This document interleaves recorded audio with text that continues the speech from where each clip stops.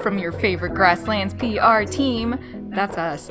This week we're back with another reason why these overlooked and underappreciated ecosystems are objectively the best biome. I'm Rachel. And I'm Nicole. And today we're in the same room. Hey. So apologies in advance if there's excessive rat noise from us being in the same room with twice the rats, and also for any echoes. But yeah, we're gonna have fun today. I can already tell because I can see Nicole laughing. Okay. It's great. You missed the part where you tell us what we're talking about. I did. I just got so distracted looking at your lovely face, you know? Yeah. It's I rough. feel that. But yes, we are going to talk about an animal that people love to hate. Oh, okay. Can you guess what it is? There's so many, but it's a grassland animal. Is it coyotes? It is coyotes. No way! First guess! Oh gosh, I figured you'd be able to guess. So yeah, it's very unfortunate that you were able to guess, but also... Is it? I mean, yeah, it's unfortunate. They're so cool. Oh, because that means I know people hate them. Well, Yeah. yeah, okay. But also, I've been on coyote TikTok recently, and there's some pretty... You just cocked your head like you have no idea that coyote TikTok is a thing. That just made me really excited. No, but like interesting stuff about like the paleo, I don't know, biology of coyotes and how we shouldn't hate on them. Stuff like that. Yeah, I don't know. Okay. Like, I'm ready for this conversation today. I'm primed and pumped and ready to go. Are those engine terms that make sense together? Do you pump your prime? I don't know. I don't know either. It doesn't matter. It doesn't. We're not engineers. We're biologists. Yes, ecosystem engineers. Yeah, I guess. But you don't have to pump your engines to do that. Okay, let's move on. Please chime in if you have some beautiful TikTok knowledge that you have gleaned recently to add to this conversation. Okay? Okay. So, these fabulous little animals, because they are fabulous and they're quite small. And they're animals. And they are animals. Are so very successful at what they do. And a lot of that success comes from their extreme adaptability. So we'll talk about that a lot. But since I introduced them as the animal that people love to hate, let's talk about that first. The love or the hate? The loving to hate. Okay. And just kind of get that out of the way so we can talk about more fun stuff. But just in case you've never seen a coyote before, I said they're small. They're only like 24 inches tall, like max. Like 2 feet tall, which is less than a meter. They only weigh like 20 to 40 pounds. Compare that with other North American carnivores, like maybe a wolf. And that is an animal that is, over 150 pounds. They're absolutely gigantic in comparison. And wait, but like how much? Those are two different like factors that have different units. So you need to tell us either how much a coyote weighs. I said 20 to 40 pounds. Oh. Apparently, I just tuned that part out. It's okay. Okay, thank you. You're welcome. Or maybe I didn't. I said it in my head, but maybe I didn't say it out loud. We'll let the record show. I feel like we just talked about inches a lot and meters. What? Okay. Okay, anyway. Wolves are like 3 feet, 1 meter tall. Are you happy now? So they're a foot taller. They're like a foot taller, but significantly larger weight-wise. Like coyotes are just like all leg. There's nothing to them. They're just fluff and legs and a head. That's it. And their ears. Well, yeah, it's on the head. They have gigantic ears. But they're much, much smaller than many of our other large kind of apex predators in North America.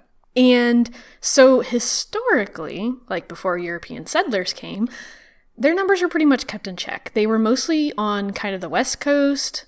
And then as European settlers started coming across the continent, they took out a lot of those large carnivores, leaving room for coyotes to explode in populations. They are now found over pretty much all of North America, all the way to the East Coast, like in Washington, D.C. They are absolutely everywhere. They live in, rural environments, urban environments, and everything in between. Wait, so they used to only live on the West Coast? Yeah, that's like on the coast, or like how far west? not like literally on the coast, but like definitely like west of the Rockies. Whoa. Pretty much only. Weird. Okay. Yeah, which is really cool. I didn't know that.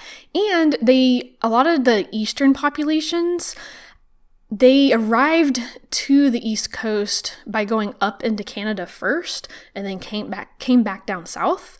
And while they were in Canada, they actually hybridized with a lot of wolves. So the eastern populations of coyotes in some literature are actually considered a subspecies, and they have way more wolf DNA than like West Coast coyotes. So kind of interesting. What about, you're probably going to talk about this at some point, but what about like red wolves in Mexico, right? Is that... Yeah, they also have a lot of coyote in them, and that kind of gives them their red coat, which is weird. Yeah. Ooh, I didn't realize that's why they had a red coat. I just thought that it was a threat to their survival going forward, not that they already had a lot of coyote mixed into them. Yeah. I could be slightly wrong, but I did read a little bit about it for sure. I could be wrong. But yeah, so coyotes became a problem because of humans, and now humans love to hate them. Typical human move right there. It really kind of is, unfortunately. And as they became more and more successful, human-animal conflicts started to, be more and more common. And people started to try to eradicate the coyote as well. In a 2016 National Geographic article titled "How the Most Hated Animal in America Outwitted Us All." Most hated? That's really steep. Okay, continue. It's such a good title. It states that about 500,000 coyotes are killed every year in the U.S. On purpose? On purpose, yeah. Not just by cars? Oh, wow. No, like hunted down and killed. Or poisoned. Is that different from fur trapping? I am not sure if fur trapping is in that statistic or not. Because there is a lot of fur trapping with coyotes. But I am not sure if that's in that statistic or not. Unfortunately, I've also seen 400,000 quoted a lot, and I'm just going with 500,000 since National Geographic put that number out, whereas the 400,000 is just kind of on like random blog post websites. And none of these have citations, so grain of salt. Okay. But yeah, I'm not sure where those numbers are coming from. In this National Geographic article in 2016, it's actually an interview with Dan Flores, which is the author of Coyote America, which is a really, really good read if you like coyotes and learning more about them. But Flores mentions that between 1947 and 1956, the Eradication Methods Laboratory killed about 6.5 million coyotes. I'm sorry, what? Oh my gosh. So in 9 years, 6.5 million coyotes. Okay. Over the course of 9 years. Over the course of 9 years. Yeah. Which is insane. And this was funded by a bill that was passed through our Congress. So this wasn't just like some random weird group of people doing this. Like, this was funded specifically by the American government to go and eradicate coyotes. People love to hate them. Rachel's just making some faces.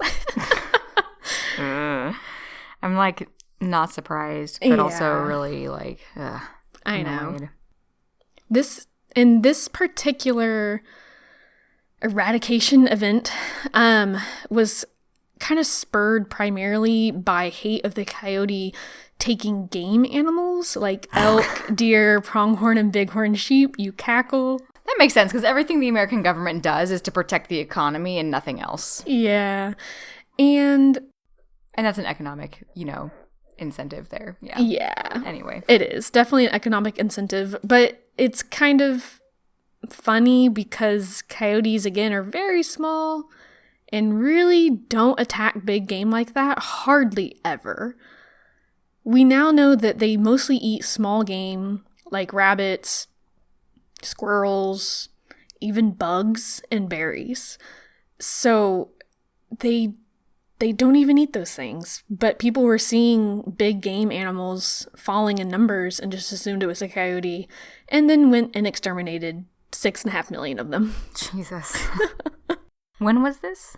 This was 1947 to 1956. Okay. Yeah, so not that long ago. Nope. Yeah. Yeah.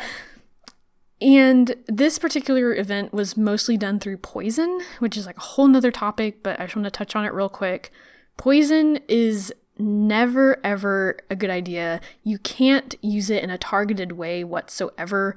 Usually they will, slaughter an animal and then poison the carcass and wait for coyotes to then eat the poison that way. But there's going to be other animals visiting that carcass. You're not just killing, whatever animal you've decided to kill. You're killing a lot of other things as well. And even things like, rat poison. Those rats, if you have a rat problem at your house or your business, don't use rat poison. Use snap traps if you have to. Try to just eliminate habitat so that the rats or the coyotes or whatever just can't survive there. Well, don't tell the American government to just eradicate habitat in order to solve the coyote problem. No. I'm saying around your home or business, eradicate habitat to discourage visitors that you don't want. Don't use poison because it becomes just a horrible, horrible thing. You poison the rats, birds eat the rats, or coyotes eat the rats, or mountain lions, or foxes, or whatever, and it just goes on up the food chain, and it's not good. Don't use poison. Don't use poison. Please. If you're going to use poison, just eradicate all the habitat around you, and that'll fix it. Totally. I'm so glad you understood what I was really getting at. Yeah. God. Wasn't this supposed to be a fun episode? I'm getting to it. Yeah, originally I told Rachel, I was like, I just kind of want to just talk about a random animal and just like hang out and like, just chill and not talk about like an ecosystem that's in danger or anything. But coyotes aren't endangered. They're doing so well. So yeah, it'll get there, I promise. And that's why humans find them so annoying, because it's usually so easy to just eradicate entire species. Oh, God.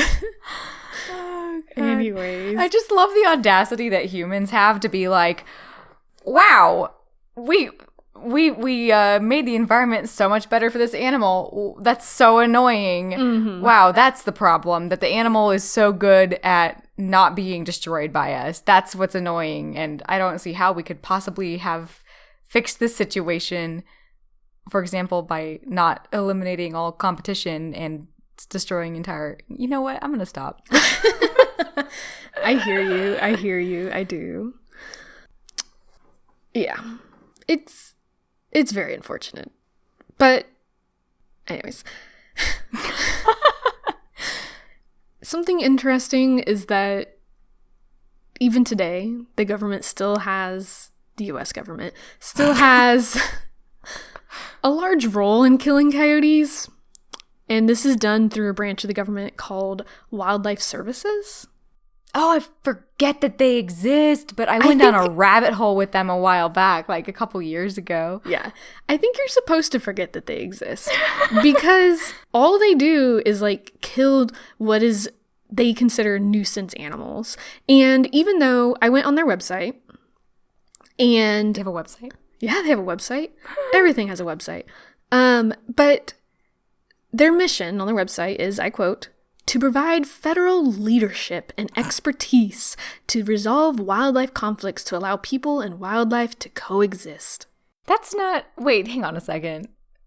But they're just like exterminating coyote populations. Or and birds. These are the same people that work on airfields and like kill birds because we don't want planes to strike birds and kill people. Oh, right. Okay. That's why I went into a rabbit hole, because that Hawaiian snowy owl was probably killed by Wildlife Services. Yeah. So, fascinating. Just for the record, neither Nicole nor I are against like animals dying or the purposeful death of animals in order to control populations and stuff. It's just a little frustrating when there's so much money put into that, when we're not dealing with any of the underlying problems ecologically that are creating this problem that's going to continue to require more people in helicopters shooting coyotes or whatever. Absolutely. Like, the fact that there are so many coyotes and they become such a nuisance animal is entirely humans' fault. And yet we don't want to reintroduce wolves or mountain lions or just teach people how to live with coyotes peacefully. Instead, we just say, let's kill them all. But it doesn't work. And we'll get into that very soon. Yeah. And you know what? I think it's fair to say, I don't want to step on your toes, no. So please, like, smack me if I am at all. But the way that coyotes have been rapidly adapting to human environments is creating a novel problem that did not exist before. But, you know, it's very difficult for us to know how that could change if we had a more, like, holistic ecosystem approach to the problem. Yes. You know, it probably would get better, but, you know, when there's, like, literally every predatory niche open for land predators to the coyote to just, like, do whatever it wants, it provides a lot of opportunities for them to be extra nefarious, and probably is also contributing to some of the more recent, like, I don't know, boldness of members of the species. Yeah, absolutely. You're right on the money. Didn't even have to smack you. Aw. But you can if you want to. Oh, I mean, you're too far away, so I can't reach you. So you can throw one of those D20s at me. Fantastic, we'll do.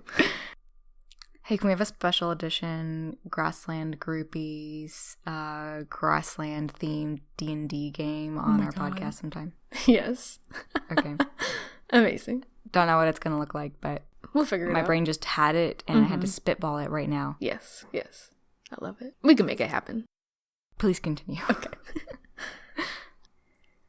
I believe that we both also realize that some people do have legitimate concerns around coyotes and the fear of coyotes, especially when it comes to, like, farmers and people in rural areas. A young cow or a young lamb could absolutely be taken by a coyote. We're not trying to erase that fact that people don't have very real concerns and very real hardships that coyotes are creating for them. The farmer-coyote conflict is very tough to untangle and very real, like in Kansas. So I see it a lot. I know Rachel is seeing it a lot. Mm-hmm. I do believe that it is a bit over-exaggerated as far as, like, the threat that coyotes pose to farmers and their livestock. But it's really hard to say for sure because you can't just watch your, 100 cows all day long just in case a coyote shows up. So farmers find a dead cow in the field and they assume that it's a coyote. Even though maybe that animal just died of some other natural cause and then the coyote started eating it after it was dead.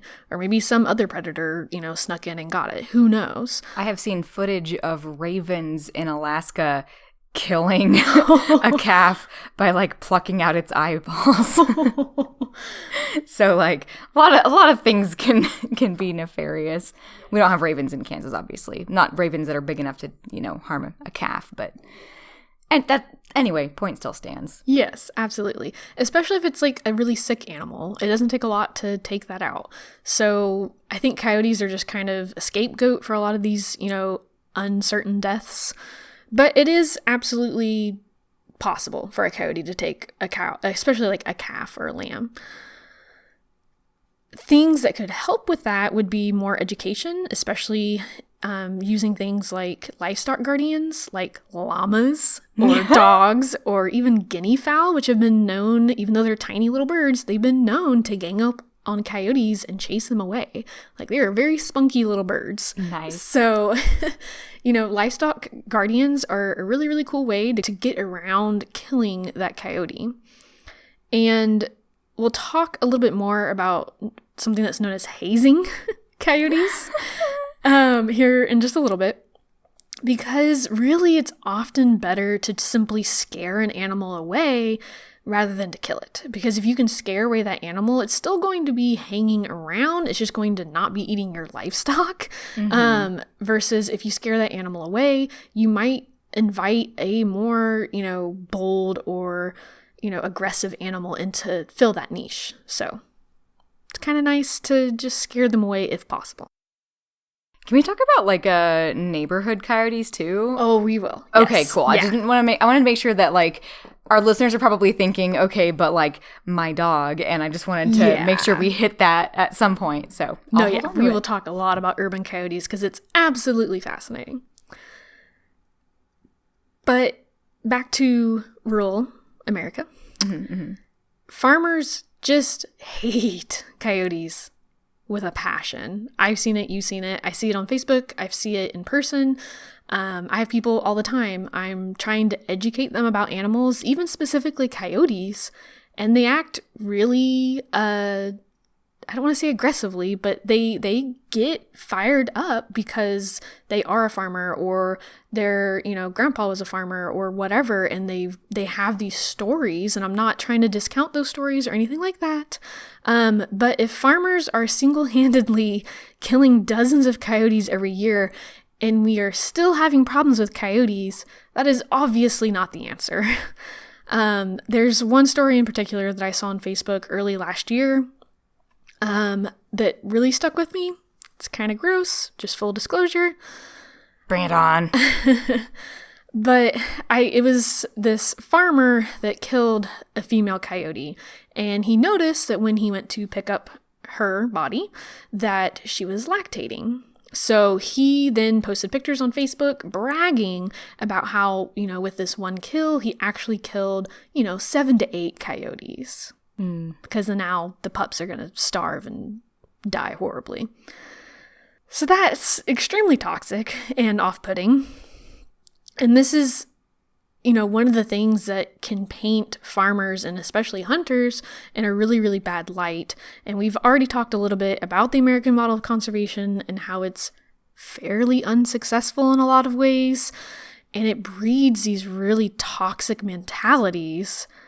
And it pushes people away from the sport. Even though hunting is a perfectly legitimate, pastime if it's done appropriately, people that, they get sucked up into these really weird echo chambers.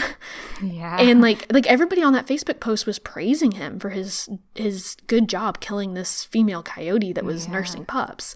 And then there was me and 2 other people that were like, ooh, that's kind of gross. And we kind of got shouted into oblivion. Yeah. That's the thing too. I'm sure if there's anybody listening to this podcast right now who has, different views than us on this subject, they would probably accuse us of being too empathetic for an animal or something like that, when I don't know, I don't feel like it's a bad thing to try and be empathetic toward nature. And I'm not saying that again, I'm against killing animals for purposes. That's not the issue for me. The issue is just more I don't know, demonizing the nature that we live in. That's what I don't like. Yeah. And taking delight in killing. That's gross. Yeah. It's just gross. I don't know what to say about it. But yeah. So, moving on. Yeah. What a fun episode, Nicole. Yeah, I know. It's great. So how are coyotes so successful? Despite all of our attempts to eradicate them, their numbers just keep getting bigger and their range keeps expanding. Yes, Rachel, you have your hand raised. Yes, it's because they are such generalists. You're right. You're absolutely right. It's exactly what my notes said. Actually, the first note says ultimate flexitarian. Oh, ooh, that's a fun word. Yes. So they are generalists. They are generalists in what they eat. They eat all sorts of different things. I mentioned this a little bit earlier. But they will eat whatever is plentiful at a time and whatever is plentiful around them. So coyotes in the country are eating different things than coyotes in the city. Coyotes in, a lightly wooded area are eating different things than the coyotes in the deserts or the grasslands. So they are just extremely adaptable in what they eat. In the summer, they might eat like fruits and nuts, whereas in the fall, they might just gorge themselves some grasshoppers that are extremely abundant in late summer and fall. So they eat whatever they can. Weirdly enough, though, especially urban coyotes, people think that they like go through their garbage and like eat, refuse and stuff, but they actually really don't. Oh, interesting. Yeah, like you always hear about it. I just kind of assumed it was at least semi-true. But they really don't eat that much garbage, which I thought was kind of interesting. But they're flexible in their diet, but they're flexible in their habitat as well. I touched on this a little bit too. They can live in deserts and grasslands, in lightly forested areas. They really don't like dense forests. And despite common perception, they actually tend to be either diurnal, so active during the day, or crepuscular, active at dawn and dusk. Nice. Even though I've always been taught that they were highly nocturnal. Yeah, me too. But now that I'm thinking about it, I can really only picture coyotes like in the daytime.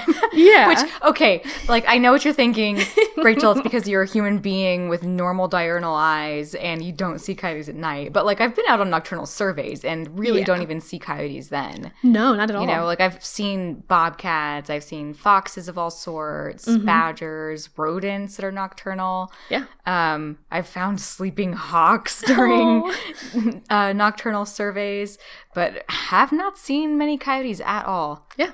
I don't have a memory of seeing a coyote during a nocturnal survey now that I think about it. Yeah, I don't either. Weird. I know. Huh.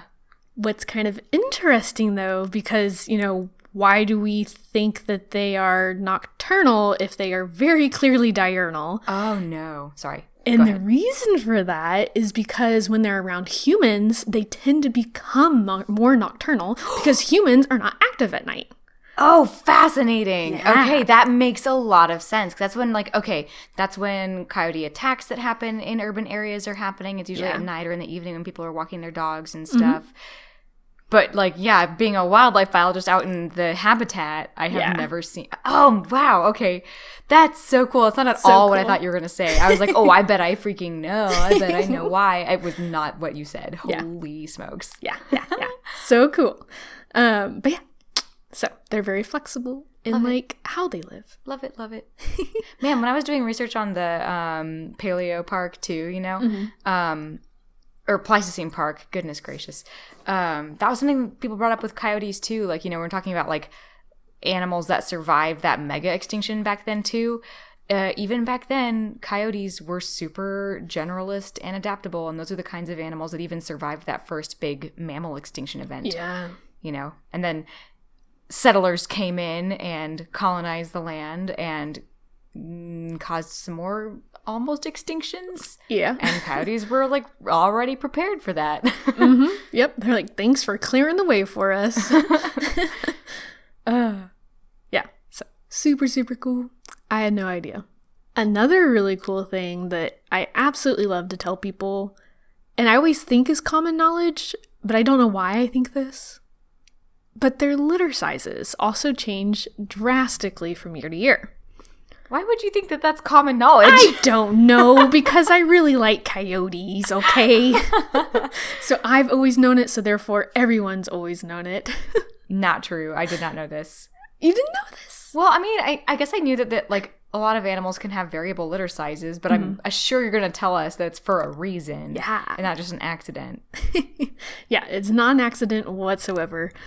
So there have been a lot of studies around the howling quote of coyotes. Their howling is not an ow of a wolf. It's very yippy and broken, and the different pack members kind of talk over each other. And the reason for that, at least one hypothesis for the reason for that, is so they can kind of hide how many members of the pack there are. Because when one pack starts howling, Fred's pack down the street, they're also going to start howling. And they are communicating to each other and telling each other, hey, stay out of my area. we definitely have 10 pack members and not just 5. Totally. Because if a pack thinks that there is not a lot of coyotes around, they will up their litter size for that year because there's less competition. Oh. So female coyotes can control how many pups they have, and it is directly related to how much competition and how much food availability there will be that year. Oh my gosh. And it's like mostly intraspecific competition? Yeah. Like within the species. That's fascinating. Well, because coyotes are pretty vicious. They will kill like every other predator that they see. Like they kill foxes, they kill, other packs. They don't want any competition. So it's going to be mostly, them communicating between other coyote packs and like kind of doing like a census and seeing who else is there. And then they alter their litter sizes based on that information. Fascinating. Yeah, so cool. And they do, so each pack will only have 1 litter each year from the lead female, but it's kind of the whole pack that will help provide for those puppies. Sometimes they will have pups from last year that are helping out, but another really cool thing that I learned, because I've always been told that coyote packs are like families. Mm-hmm. It's always related individuals, but there's some more recent studies that have found that a significant portion of the pack will often not be related individuals. Oh, cool. So just loners that they picked up along the way or whatever. So really cool. Especially since they get along pretty well and, don't kill each other. Yeah, that's interesting. We were just talking about how brutal they are to other coyotes. I know. There is still a very high mortality rate with young coyotes, as with many young animals, but they do their best. Something else I learned was that they don't often hunt like as a pack, which is why they aren't really attacking those large game animals that we used to think that they attack. They will take down deer and sheep and things like that sometimes, but usually they will hunt in pairs or even as singles. So they're really just taking a lot, like a high quantity of small animals and using that to, feed the puppies and feed themselves. So kind of interesting. You have a question? Have you ever seen a coyote take on a deer? I have not. Have you? I have. Oh, nice. My primary memory of I don't know, I don't think I've said this at all on the podcast, but like coyotes are like one of the animals that I'm genuinely kind of afraid of. Did you know this? You know yes. this. Yeah, so okay. I really want a coyote ambassador animal and Rachel won't let me. I refuse. Oh yeah, we've had multiple conversations about this. Yeah. Well, I saw shoot, I can't remember if it was 1 coyote or 3 coyotes. Probably more than 1 if it was going after a deer. Yeah. Yeah, I'm pretty sure it was 3 coyotes chasing 1 deer, but it was while I was doing surveys out in the Flint Hills. And I was like on top of a hill just like watching this go down, and I was like, I am smaller than that deer. And I turned around. Did not keep walking. That's valid. Thanks. Oh gosh. Yeah, I mean, like I said, they can take on big prey, but they usually don't. And they're usually terrified of humans, especially rural coyotes. So you were probably fine. But who knows? Maybe. Well, when I had a bird transect that went straight through a group of 7 coyotes that had at least 1 puppy that I could see, like a little tiny, like Pomeranian-sized little puppy, I radioed my boss and said, sorry, I can't do this transect today. I'll do it tomorrow. I mean, that's fair. I was not going to take my chances. I mean, yeah. The best thing you can do with wild animals is leave them alone. So that was a good call. I feel like I have an irrational fear, so I don't want anybody else listening to think that they also need to be afraid of coyotes. But I had an interaction with a captive coyote where it like latched onto my leg, and I could not get it off my leg. So like that's definitely created a maybe somewhat irrational fear response with me and coyotes. Mm-hmm. But because of this, I have a lot of coyote memories burned into my mind. Oh gosh. Oh, shoot. Meanwhile, I used to live kind of in a small town, like in the country, and I would listen to the coyotes howl as I was out on my like nightly walk and just be like, wow, coyotes. So two kinds of people. There's definitely a couple times where they like I didn't see them, but they sounded really close, like they were like just running down the street. So yeah, it was kind of cool. That's fun. Yeah. But and like we said, human coyote tension isn't just for rural areas. They are absolutely in cities, more and more large cities even. So not just like, you know, tiny towns like the one that I was talking about that had like 1,000 people in it, but big cities like Los Angeles, Denver, Chicago are seeing coyotes just roaming their streets. Like it's not even just like, you know, oh, the city park has a coyote in it. Like they're walking down the street beside people, waiting at crosswalks to walk when the light turns green. Like they're everywhere. They're just in the cities. Oh no. Yeah. Wasn't there a coyote video of like one riding a subway one time or something? Oh gosh. I've definitely seen pigeons do that, but I don't know that I've seen a coyote do it. I'm not going to say it doesn't exist, but I think it exists. I bet they could figure out a subway if a pigeon can. Right. And I've seen like dogs do it. I believe it. Coyotes are smart. And while many of those urban coyotes aren't like really a problem, they absolutely can become one, and then they end up needing to be either removed or destroyed when that happens. And there's some really cool resources out there to talk about this kind of stuff. One that I really liked was the Urban Coyote Research Project. It's urbancoyoteresearch.com. Really cool website. Has some really cool resources for you if you live in a coyote city. We do. Yeah. Yeah. Sort of. So Jeff has seen them when he's out running. He's just seen a coyote like run down the street beside him. Really? Yeah. So, and I've heard other people talking about, like, especially around some of the bigger parks in Wichita, seeing coyotes. But they're not quite as bold as some of the other city coyotes.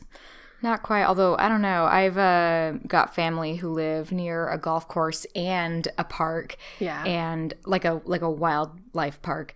Not like a playground park. And they've been having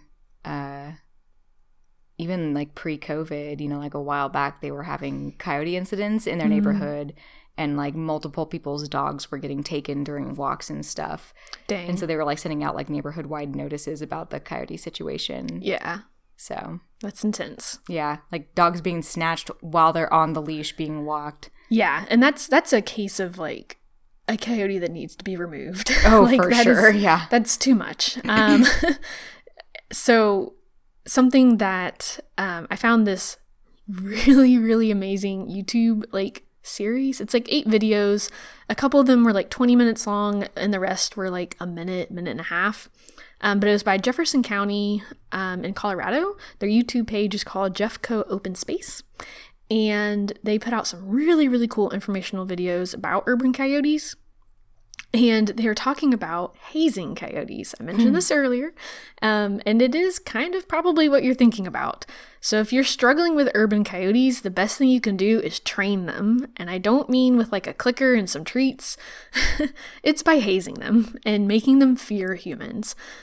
And that sounds kind of harsh, but the best relationship that you can have with a wild animal is one where it stays away from you. As soon as a wild animal is comfortable around humans, then, you know, dogs are getting snatched off of leashes. Yeah. Or, you know, there's been multiple instances of small children getting bitten by coyotes. So not that if a coyote goes after a dog, it's definitely going to go after a human.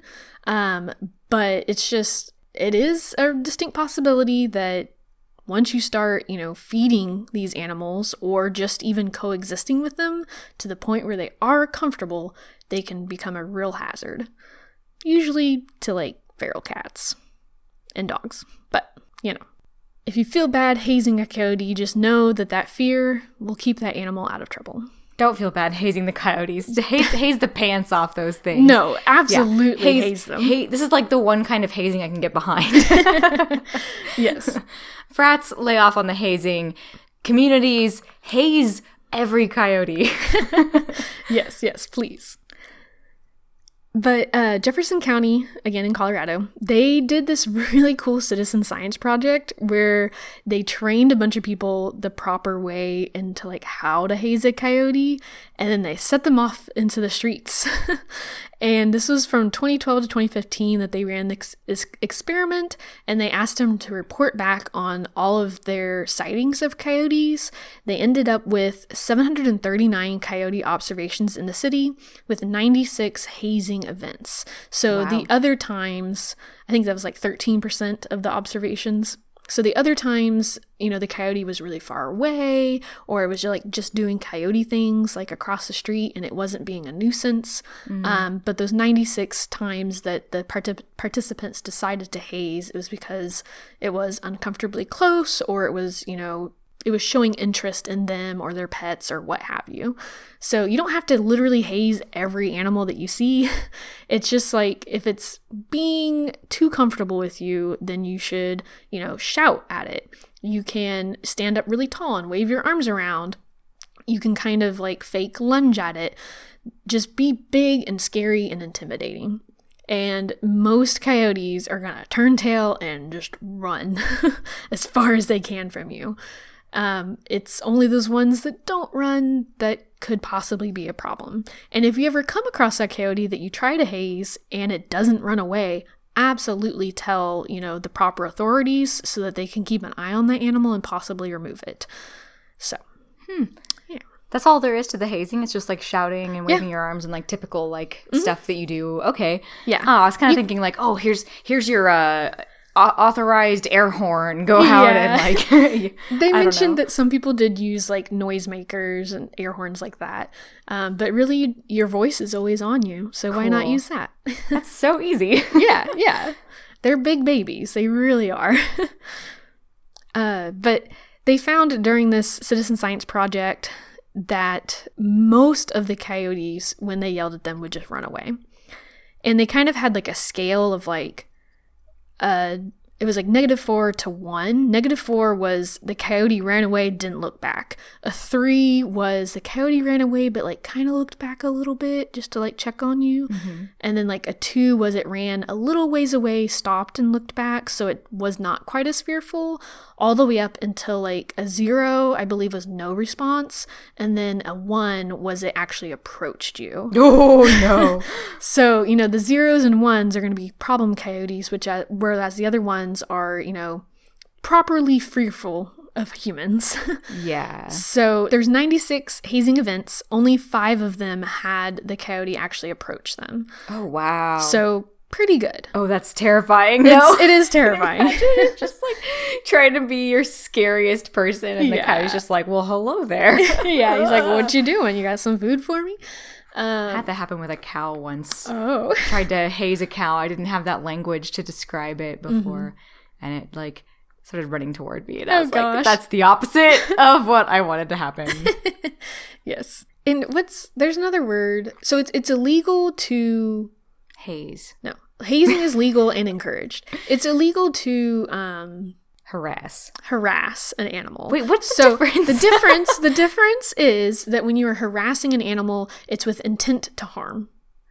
Oh. Yeah, but hazing is not. This was just a really, really cool citizen science project that I'm glad happened. They made it like really scientific. Like I like the scale that they gave people. They also asked them, what hazing technique did they use? Did they use their voice or like, some kind of a sound? Did they use their body?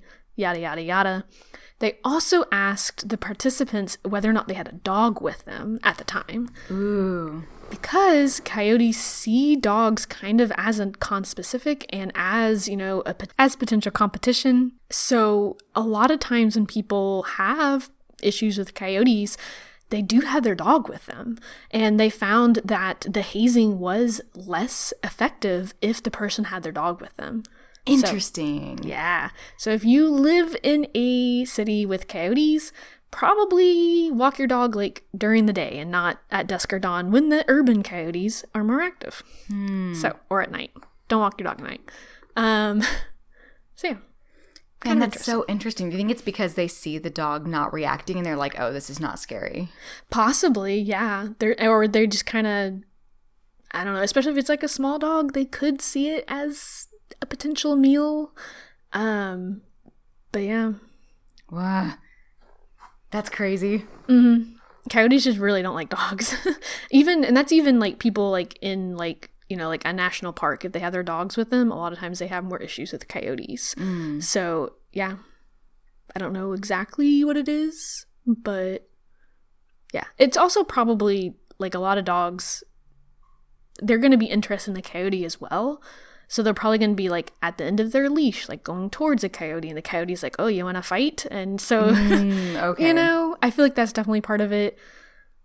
But yeah, I'm not sure what the whole story is there. And like I said, it's really important that if you have a well-behaved urban coyote, that you leave it alone.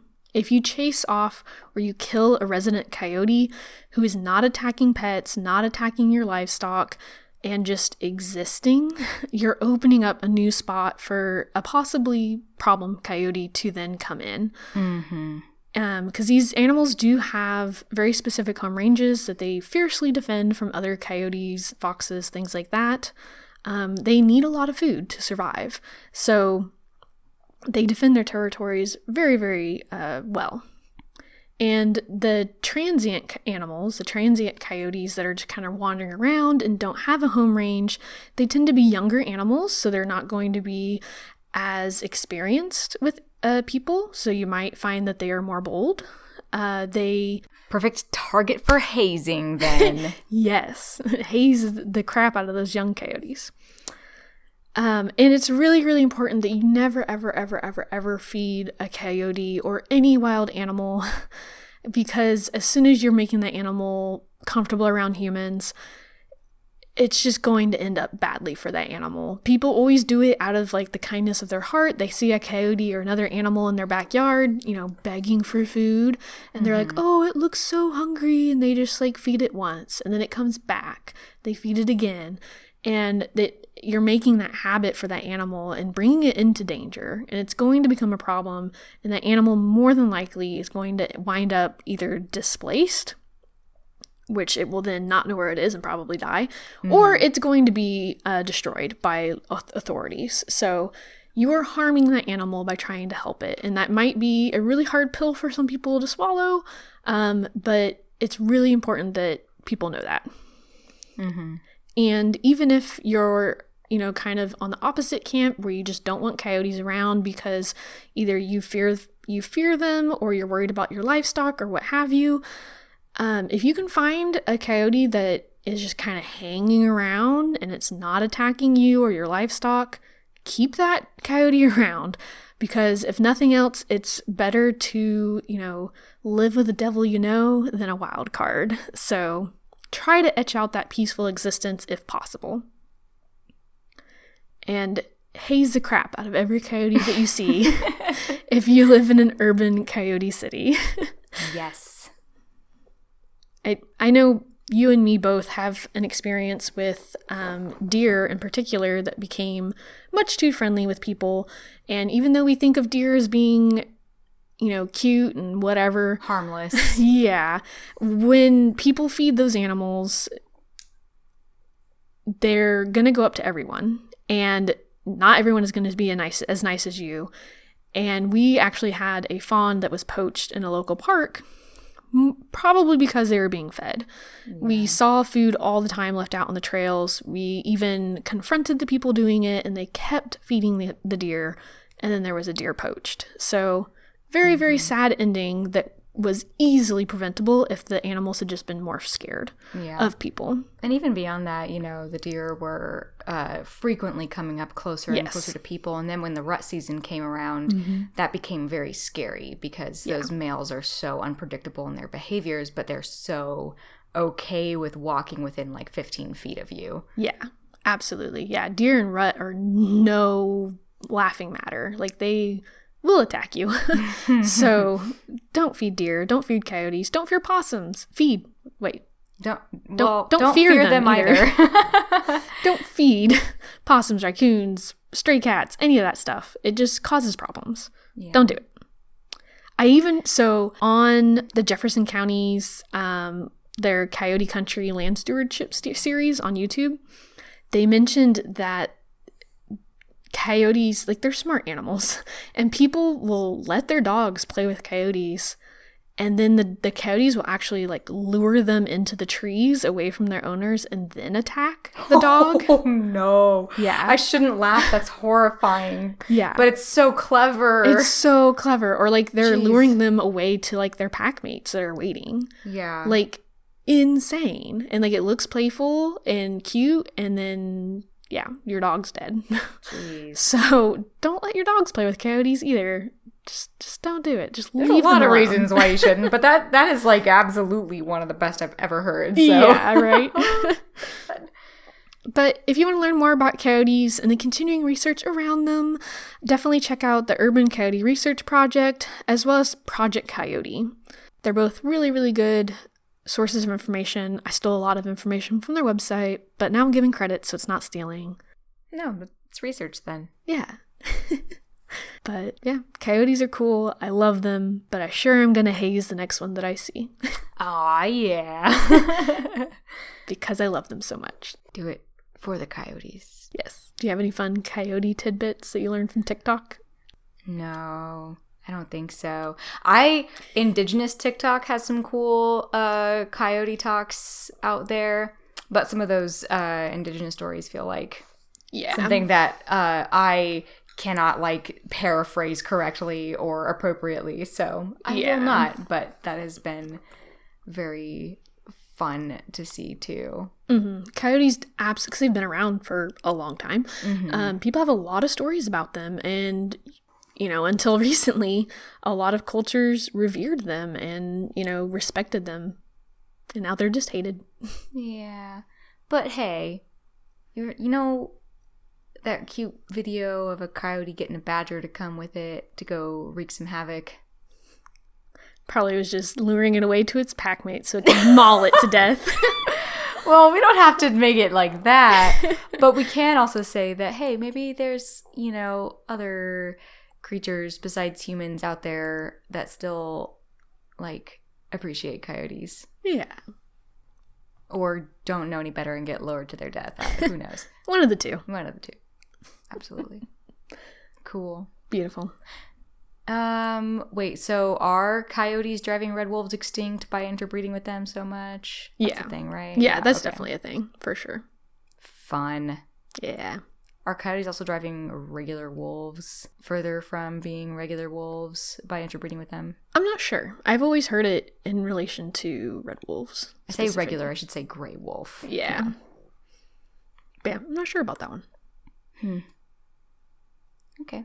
Are coyote dog hybrids becoming, like, a fun exotic pet thing that people want to keep? Are they for real? I've never heard of this. I was just making a guess based on, like, wolf dogs being a thing. No, yeah. Coy dogs are absolutely a thing. Coy dogs. Oh, no. And people, I mean, I've seen them on Craigslist before. They're like, oh, it's a coy dog. Blah, blah, blah.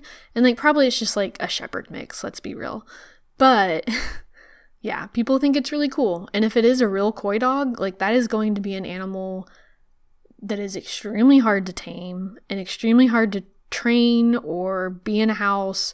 Like, it's just not a good idea. Don't hybridize your pets with wild animals. It's not going to end well for you or the animal. It's going to end up in a sanctuary somewhere, and yeah, or destroying your house, or both. Leave wild animals wild. All right, thanks, Nicole. You're fantastic. That was an interesting coyote episode. Thanks. You sound really like you meant that. It was definitely a lot of fun and not at all disheartening. Oh, I mean, I talked about cute stuff going on in urban places. You sure did. Yeah. Cute stuff like murder. Like in hazing. Don't forget the hazing. The hazing is fun. Oh, shoot. Well, thank you guys for listening to The Best Biome. As always, if you enjoyed this episode, please share it with a friend and consider leaving us a review on iTunes or Podchaser. I think it's called Apple Podcasts now. That's my bad. I've been listening to podcasts that are, like, old enough they still say iTunes, so my brain got their wires crossed there. Anyway, also follow us on Twitter. There you can talk to us and stuff. This podcast is produced by Grassland Groupies, our nonprofit which works to inspire conservation of grasslands. Check out our website, grasslandgroupies.org, where you can also find show notes for our episodes, usually when we get them out on time. And see you guys in 2 weeks. Bye.